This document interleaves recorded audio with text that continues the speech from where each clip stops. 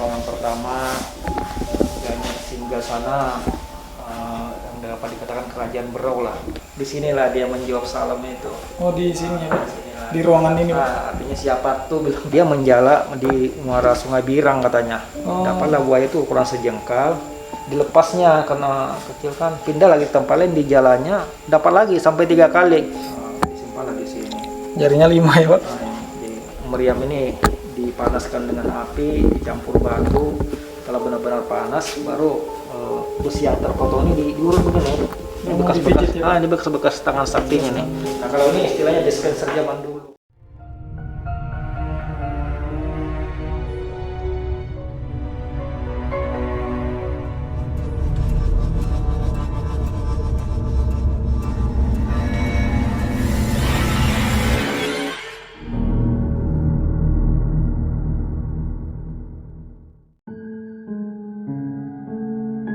Ya, Assalamualaikum warahmatullahi wabarakatuh. Setelah tadi kita berbicara masalah sejarah Museum Patiwa kali ini dan pengalaman pribadi dari Pak Ersan dan Pak Haji, mungkin Pak kita diberi kesempatan ini juga untuk melihat-lihat langsung lah ke area dalam di bawah jalan-jalan mungkin ya Pak, untuk melihat pada malam hari ini di area dalam seperti apa. Mungkin dari teman-teman juga penasaran. Biasanya kan kalau datang ke museum itu pada pagi sampai siang sampai sore lah ya. Jadi bisa dibilang kita ini kesempatan yang langka juga kan Pak, betul, iya. Diberi kesempatan lah untuk melihat pada malam hari di area Museum Patiwa kali ini. Jadi bagaimana Pak Ersan? Ya, kita langsung ke dalam. Ya, mulai. Kita langsung lihat-lihat ke dalam teman-teman seperti apa di dalam. Ya.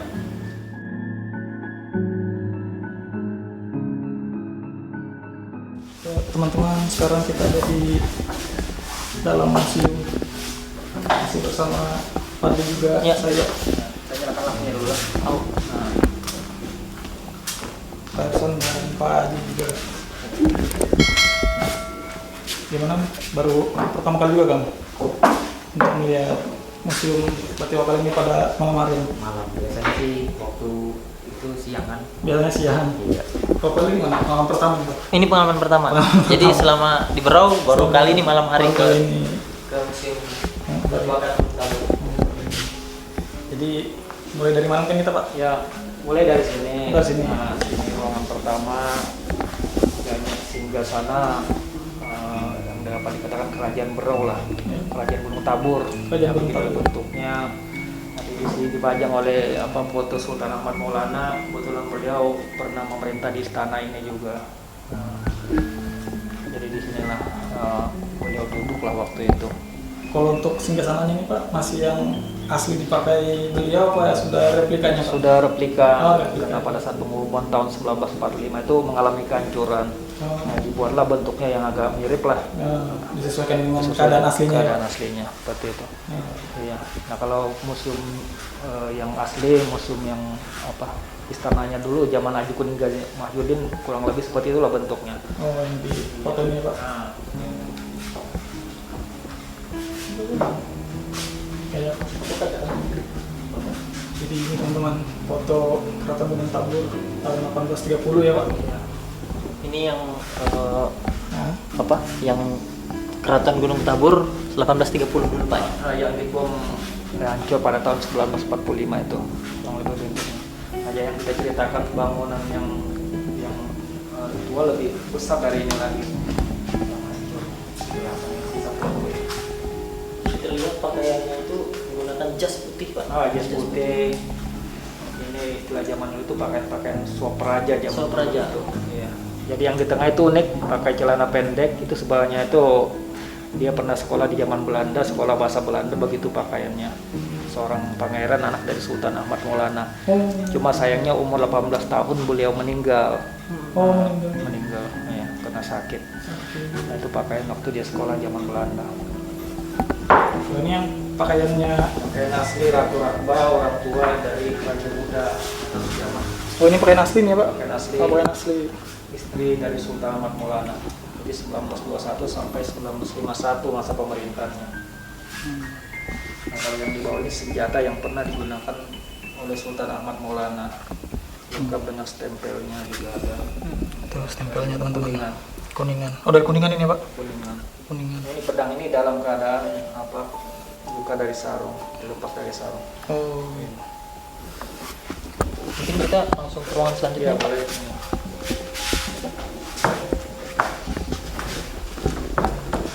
Teman-teman, lanjut. Sekarang kita di ruangan apa nih, Pak? Dulunya sebelum di Dulunya ini ada 4 kamar tidur sebenarnya. Oh, di sini, Pak. 4 kamar tidur. Ini salah satu kamar tidur yang ketiga dan keempat. Nah, ini yang ada pernah kita ceritakan tadi pada waktu saya Assalamualaikum kan. Iya, Pak. Di sinilah dia menjawab salam itu.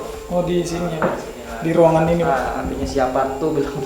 Oh, iya. Posisinya jadi saya cari-cari di mana sudah gitu orang yang jawab itu. Ternyata tidak ada. Nah, ini salah satu bukti tempat khatam Al-Quran, artinya bahwa Kesultanan Gunung Tangkuban sudah Muslim. Oh. Ya, ada sejenis patung yang dibuat. Ya. Nah, kalau ini ada sejarah sebelum adanya Kesultanan ada 7 Banua. 7 Banua, salah satu yang kita ceritakan tadi Banua Quran. Banua yang kedua itu dipimpin oleh Temanggung Macanegara. Jadi Quran itulah yang melatar belakang ini. Quran. Oh, ini sejarahnya, Pak. Quran. Sejarahnya, teman-teman. Sejarah pendirinya kerajaan Berau.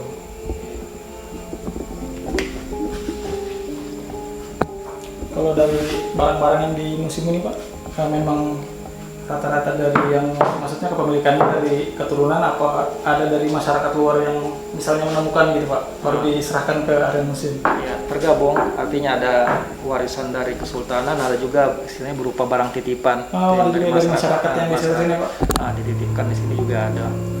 Ada juga yang kadang dia tidak kuat nyimpan di rumahnya gitu kan. Oh, Ada yang boleh disimpan di sini. Cuma kita catat di dalam buku besar tanggal berapa dia menyerahkan seperti itu. Iya. Nah, ini bagian meriam tadi itu ada jumlahnya 13 buah meriam. yang salah satunya ya, Pak. Nah, ini meriam namanya Meriam Siti Guru. Nah, ini yang pernah kami tanya dengan Putri pada saat Belanda menyerang kita dan di kerumunan peperangan itu ada orang bernama Siti Fatimah dalam keadaan hamil. Jadi begitu Meriam ini ditembakkan, Siti Fatimah itu lari sampai bayang di gantungnya itu keguguran. Maka untuk mengenang sejarah itu diambillah nama Siti, itu nama awalnya Siti Fatimah itu. Buru ini ada dua versi, ada mengatakan lari terburu-buru, ada juga dikatakan buru ini artinya untuk menyerang atau untuk memburu. Makna daripada meriam. Cuma pembuatan meriam ini dengan cara dituang, artinya besi ini dipanaskan sampai menjadi cair, dibuat cetakan baru dituang. Ini bentuknya rapi. Nah, kalau di dalam itu ada yang menggunakan tangan. Lebih lebih lagi lah, lebih unik lagi. Boleh tahu di sini ada berapa ruangan, Pak? Kita mulai dari depan tadi. Ada 6 ruangan ya? 6 ruangan. Nah, 6 ruangan. Oh iya. Ini ruangan yang kedua, Pak. Ya? Kedua. Ya, kalau yang di ruang pertama tadi ya di ruang kesultanan lah, mungkin sultan yang nyambut kita. Nah, kalau ini di ruang para ulama lah misalnya. Kalau ini contoh-contoh mata uangnya, Nah, untuk mata uang pernah dipakai. Ini unik. Ini unik, uang ini dibuat tahun 1954. Jadi historinya Pak Karno pernah belanja kelapa dengan orang ini, namanya orang Irian, namanya Matnaeng. Satu butir kelapa di tahun 54 itu harganya Rp2,5. Itu waktu pembuatan mata uang di tahun 54 itu Pak Karno ingat beli kelapa dengan orang ini, makanya latar belakang uang Rp2,5 diambil fotonya sebagai kenang-kenangan. Padahal dia hanya seorang pedagang kelapa. Karena kan yang kita tahu kan, Pak, biasanya mata uang itu pahlawan. Nah, ini daerah Sipka ini. Nah, daerah Irian.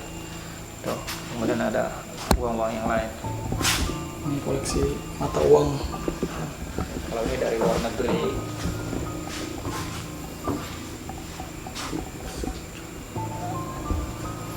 Kalau ini koin ini, Pak. Nah, ini koin yang pernah digunakan, ini paling tua.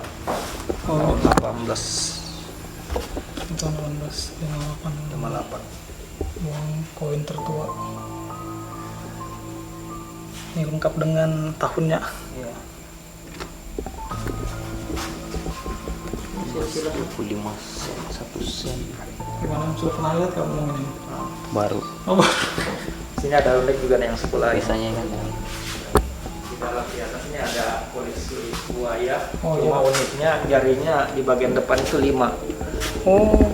Biasanya 4. Iya benar Pak. Kalau buaya ini maksudnya kenapa bisa sampai di koleksi di museum ini Pak? Ceritanya. Jadi ini sebenarnya kenang-kenangan. Waktu itu ada orang di daerah Pejangga, yang mohon maaf Pejangga, waktu kepala museum yang lama itu Dr. Anas Ahmad Maulana namanya. Diberi orang ini. Jadi sejarahnya dia menjala di muara Sungai Birang katanya. Dapatlah buaya itu ukuran sejengkal. Dilepasnya karena kecil kan, pindah lagi ke tempat lain, di jalannya dapat lagi sampai 3 kali. Ya buaya ini Pak. Buaya yang sama. Jadi katanya mau jangan-jangan mau minta pelihara. Ya minta dipelihara, kalau kurang gini buayanya mati, diawetkan dan diserahkan dengan kepala museum. Disimpanlah di sini. Jarinya 5 ya Pak. Ini 5 depan 4. Iya. Yang keanehannya itu yang 5 di depan itu. Iya. Jadi kalau untuk berau ini kayaknya ada 3 jenis. Ini buaya kuning, buaya hitam dan putih. Buaya hitam dan putih. Itu ada 3 jenis.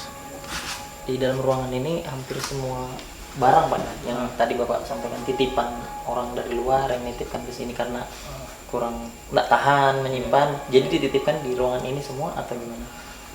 Ya, memang ada beberapa di ruangan ini. Beberapa mungkin sekitar 5, 6, ada 7.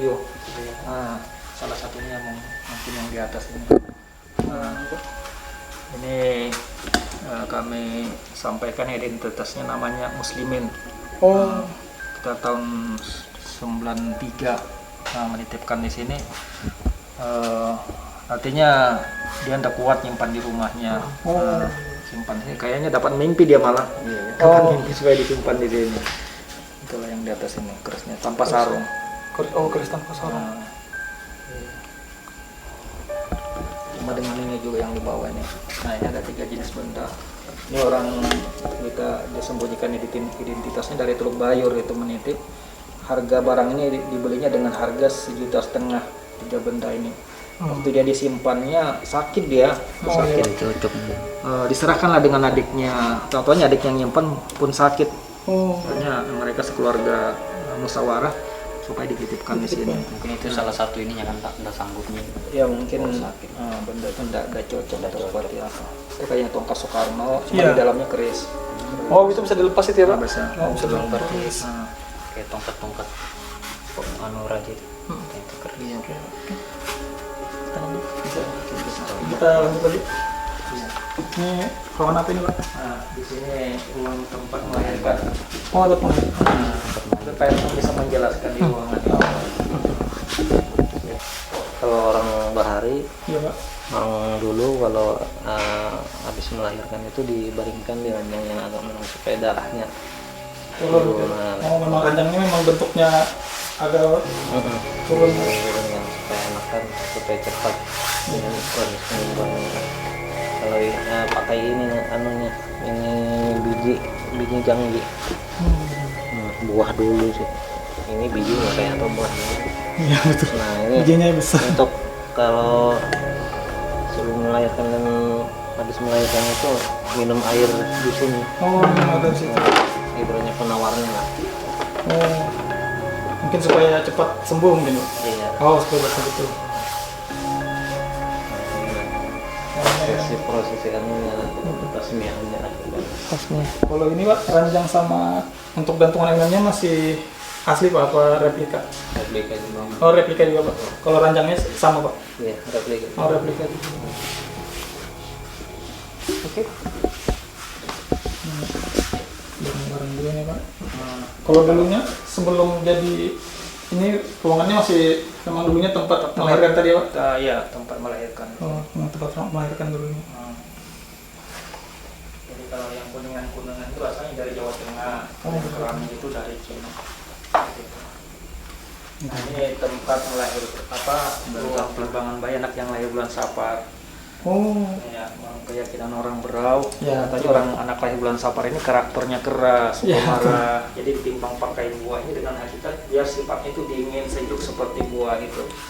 Jadi prosesinya bapak-bapak diundang membaca surah Yasin, ibu-ibunya menimbang sebanyak 7 kali. Jika buahnya sama berat dengan bayinya, diturunkan buahnya, diisi buah yang lain, ditimbang lagi. Yasin terus-menerus dibaca. Setelah ditimbang, dibacakan doa selamat, baru dibagi-bagi buahnya dengan fakir miskin.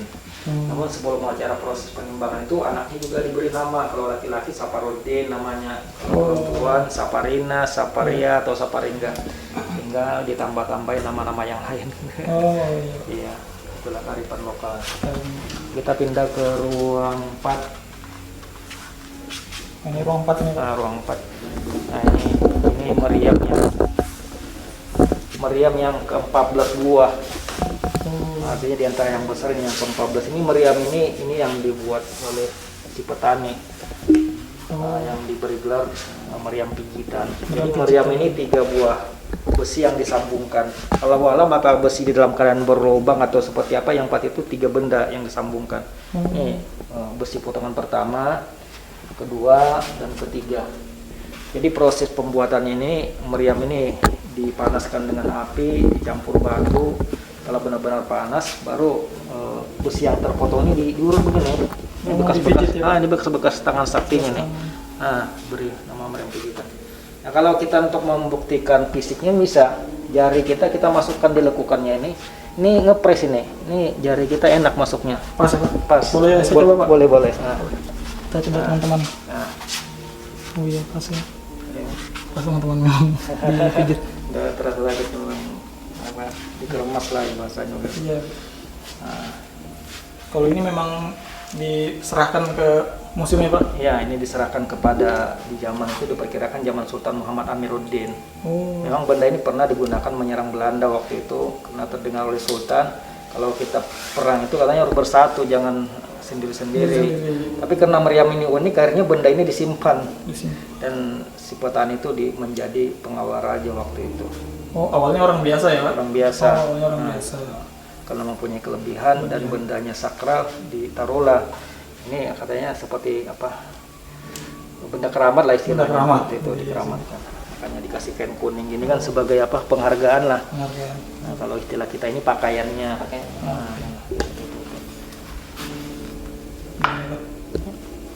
Percaya kalau ini dipijit Pak? Percaya. Kalau dari bentuknya. Boleh kalau mau kalau penasaran boleh dipegang. Penasaran, coba. Karena memang bentuk dari meriamnya memang bentuk jari tangan gitu lah. Ya mungkin bisa dibuktikan kembali. Dibuktikan. Memang pas sama jari. Nah, dilempar itu tangannya dikemas. Gimana Pak? Di jarinya dimasukkan. Memang bentuk jari ya. Gimana? Di lubangnya. Kalau orang zaman dulu kan bisa buat meriam menggunakan tangan.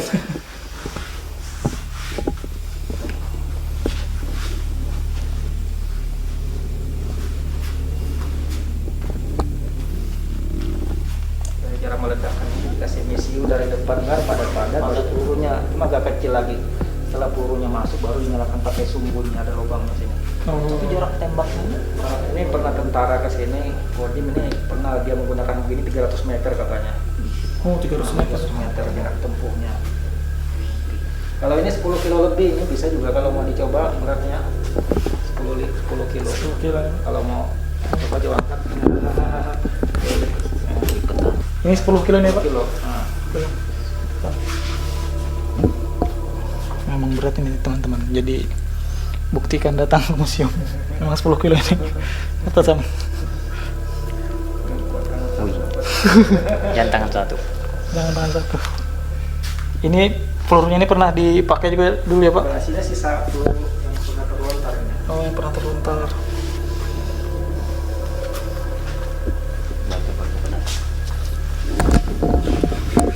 Jadi aku sudah membuktikan Pak. Ya. Kalau memang berat. Mana?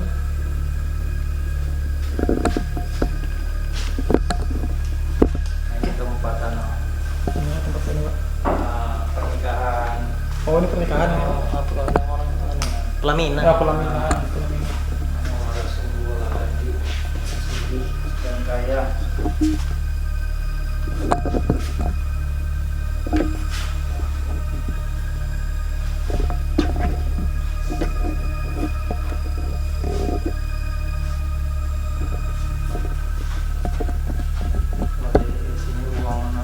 Ruangan keluarga di sini. Jadi waktu keraton ini masih berdiri di sini ngumpul semua kerabat ini. Jadi masing-masing ada satu petak nih keluarga si itu sih. Cuma keraton yang aslinya kan luas. Nah, besok begitu pagi harinya siang masing-masing lah dengan keluarganya mau kemana ini, kemana gitu kan. Tapi begitu istana ini hancur, masing-masing kasihan bikin rumah di luar keraton ini. Kalau dulu satu kerabat benar-benar istilahnya satu piring lah, satu periuk lah bahasanya gitu kan. Nah, itulah apa sejarahnya. Jadi tempat makan ini selesai makan dari ruang dapur diantar tempat tidurnya juga, tempat makannya juga kasihan. Ini kekerabatannya masih kuat lah zaman dulu itu. Ini sultannya, anak cucu dari Sultan Jalaluddin. Namanya Sultan Muhammad Siranuddin. Samping kiri kanan itu ada istri beliau. Teman-teman.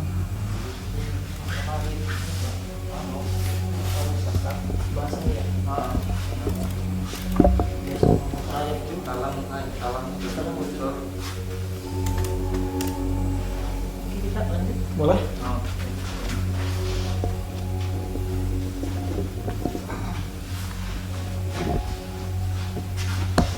Sama kayak ikon tuh.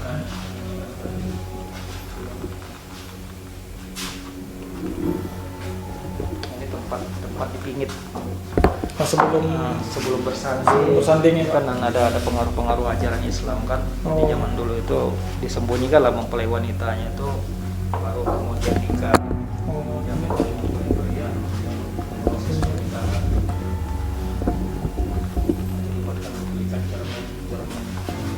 Zaman dulu.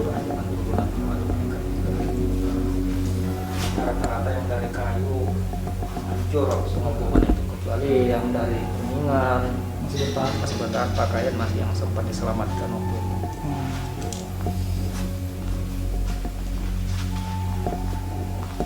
Yang dari kuningan ya, Pak. Dari kuningan. Namanya tempat apa?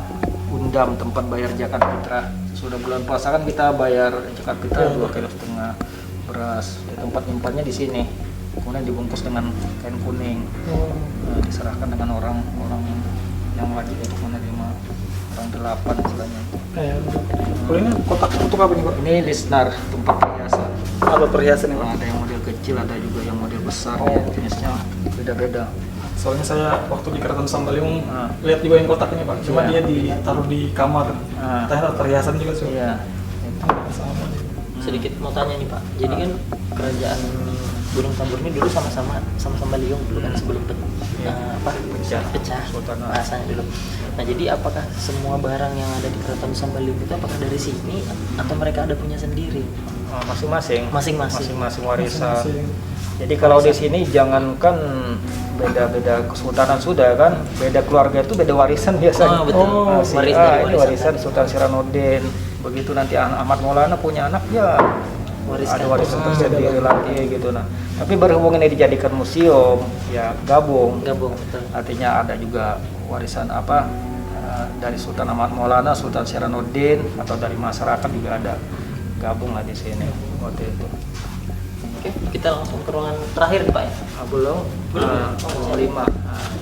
Ini kelima nih, Pak. Kelima ini peralatan dapur. Peralatan dapur. Nah kalau ini istilahnya dispenser zaman dulu. Oh, dispenser zaman dulu ini, Pak. Tempat menyimpan air minum berarti, Pak. Jadi ini bahannya batu gua, istilah kita stalaktit yang ada di dalam Oh, gua itu. stalaktit. Diambil, dipahat, dibentuk. Ini terbatas ini. Artinya yang punya ini kerabat-kerabat raja dan orang-orang kaya, orang-orang Cina zaman dulu. Artinya ini harus dipesan. Kemudian pengambilannya juga agak susah karena harus masuk ke dalam goa. Nah, diambil melalui beberapa gunung, mungkin turun gunung naik gunung baru dibentuk. Pernah kami coba prosesnya ini 1 jam 1 liter. Oh, 1 jam 1 liter. Liter. Cuma ini ada dulu 9 buah. 9 buah ya lumayan lah. Berarti mungkin zaman dulu rasa air ini ya rasa supaya segar kayak pegunungan itu ya, Pak. Iya, Contoh dispenser yang bebatuan itu kan. Filter bebatuan yang langsung itu. Dimasukkan ini kan kurang 15 liter isinya ini. Netes dia. Nah kalau masyarakat yang udah punya saringan gini langsung dimasukkan ke guci atau istilah kita pangkaran. Dimasukkan ke dalam pangkarannya setelah 3 hari mengendap dia kotorannya baru jadi bisa diminum. Tapi kalau saringan ini begitu dia turun langsung diminum tanpa dimasak. Kalau yang dulu kan begitu dia, Iya betul. tanpa harus dimasak. Nah, kalau ini sendoknya besar-besar, Ini yang sendok memang dipakai zaman dulu juga. pernah dipakai zaman dulu. Agak berubah apa corak stainlessnya itu. Iya. Perak malah. Biasa ya, perak malah. Beli sendoknya besar. Iya. Di orang berurus. Nggak ada muncul karatnya itu nggak ada. Kemudian fungsinya ini selain apa untuk makan juga untuk mendeteksi kandungan racun. Oh iya. Nah, kalau benda beracun kena perak. Perak ya, Iya, hitam ya Pak, berubah hitam ya. Nah, itu salah satu cara, artinya makanan nggak boleh dimakan gitu kan. Iya. Oh, ada kandungan yang berbahaya. Salah satu sebenarnya rahasia zaman dulu itu. Iya betul. Rahasia. Zaman dulu orang sudah ada teknologi sampai ke sana, mikirkan Iya, itu loh Pak, mikirkan. udah ada. Nah, terakhir. Ruangan terakhir. Ini tempat nyimpan apa Pak? Ini ruang utama. Oh, ruang utama. Nah, ruang utama ini tempat tidur. Tempat tidur Sultan Siranuddin sebenarnya dulu ini. Cuma ranjang ini adalah warisannya yang diserahkan dengan anaknya Sultan Ahmad Maulana. Oh. Jadi ranjang ini diberi Sultan Siranuddin waktu dia naik haji ke tanah suci Mekah. Makanya ranjang ini kecil karena ini untuk anaknya Sultan Ahmad Maulana. Anaknya. Nah, dan pernah dipakai bersama istrinya waktu itu. Jadi perjalanan naik haji zaman dulu itu 8 bulan perjalanan. 4 bulan kapal layar, 4 bulan ke sana, 4 bulan pulang. Seperti itu. Kalau ini masih pakaian aslinya Pak? Pakaian asli Sultan Muhammad Siranuddin, istrinya dari Kutai Kertanegara. Nah, kalau ini kerabat itu dari perkawinan Pak ya. kerabat. Nah, ini kerabat-kerabat. Nah, jadi di sini ada kerabat nenek moyang dari saya, ada juga nenek moyang dari Pak Erson. Mungkin kita juga. Nah, namanya Raja Sambawan situ Pak. Nah, turunan dari Pak Erson. Yang nomor 2. Yang nomor 2 nih Pak.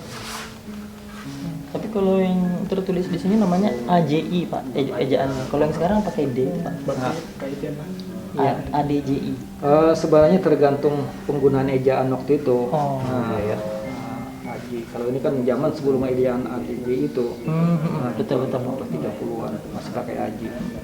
Istilah jalan Di zamannya Pak Soeharto rasanya. Nah, Soekarno rasanya. iya Soekarno. Nah, kalau saya dari Haji Rajan Abdul Qadir itu kakek saya.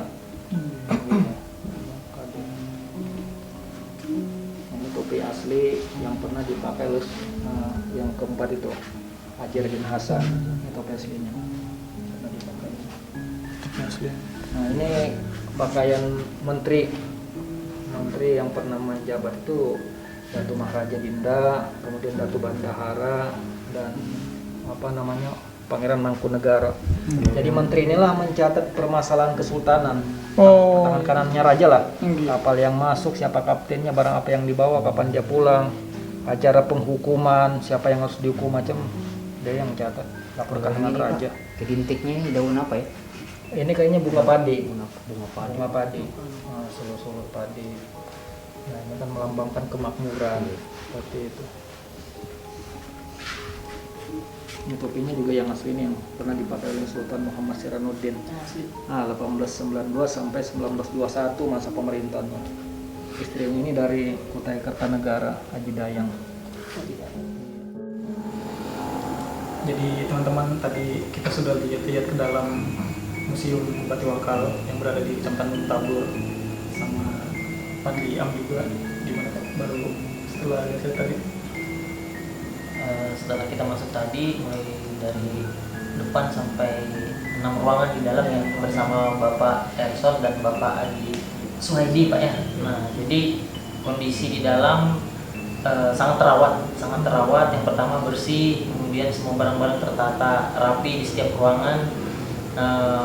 Harapannya ya seperti yang sudah kita bicarakan tadi supaya kita sama-sama menjaga, melestarikan peninggalan-peninggalan sejarah ini. Itu aja sih.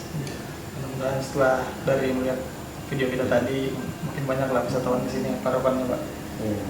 Untuk edukasi juga sama masyarakat Berau juga kalau ya paling tidak untuk anak-anak yang mudanya mungkin apa generasi muda tadi supaya tahu lah di Berau ini ada salah satu keraton juga mungkin itu. Nah, sama kita ucapkan terima kasih banyak nih Pak, sama Pak Erson, Pak Haji Soedi, terima kasih banyak sudah berbagi sejarah, pengalaman, serta kita diajak untuk keliling di dalam museum malam hari ya Pak. Malam spesial. Spesial, kesempatan langka lah kita diajak tadi, kita ucapkan terima kasih banyak Pak. Itu ya. Mungkin itu aja teman-teman untuk video kita kali ini sampai di sini. Kalau ada salah kata dari penyampaian serta mungkin apa yang kami bahas dari video sejarah singkat tentang museum ini sampai ke perjalanan di dalam kerabat tadi, kami juga minta maaf. Sampai di sini dulu perjumpaan kita di channel Hikayat Malam. Kurang lebihnya kami mohon maaf. Wabillahi taufiq wal hidayah. Assalamualaikum warahmatullahi wabarakatuh. Waalaikumsalam.